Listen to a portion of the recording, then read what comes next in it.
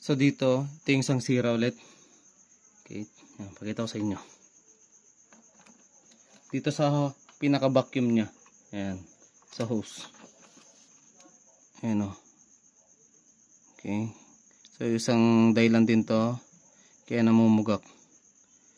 So, ang pinaka-remedyo ko na lang dito, ikakat ko siya dito. Kasi hindi natin siya pwedeng lagyan ng yung mga ordinary hose na ganito. Yung mga sa gasolina. Kasi sa part dito, ayan, mapayat kasi yung pinaka tube nito. Kasi pag linagay natin to, ayan, sobrang luwag, di ba? Okay. Ang gagawin natin, cut lang natin. Kasi dito naman yung may sira, oh. Ayan.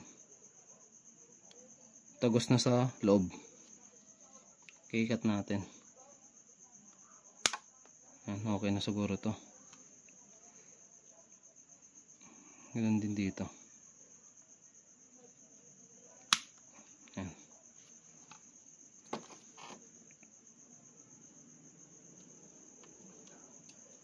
Pero ang advice natin, kailangan ng palitan to kasi itong motor na to 2013 model. So, or 2011 model. Kaya big sabihin talagang sirain na itong mga hose nito. Ayan o, medyo masikip na siya.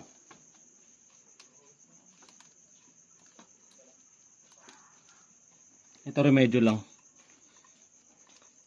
Kasi kailangan natin order ng yung original na ganitong hose. Ayan, yun natin unlock.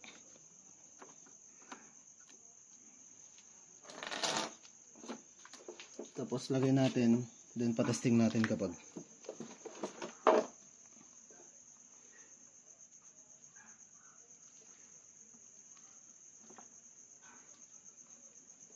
yan, ganito yung mga ordinary hose, matigas.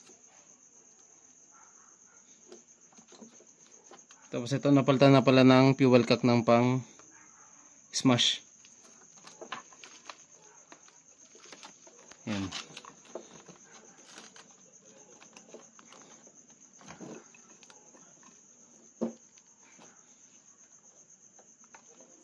So sana yung remedyo natin gumana.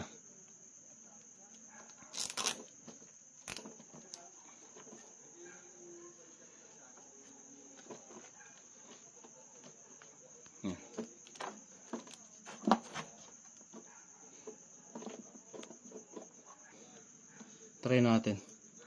Okay? Ride safe. Peace.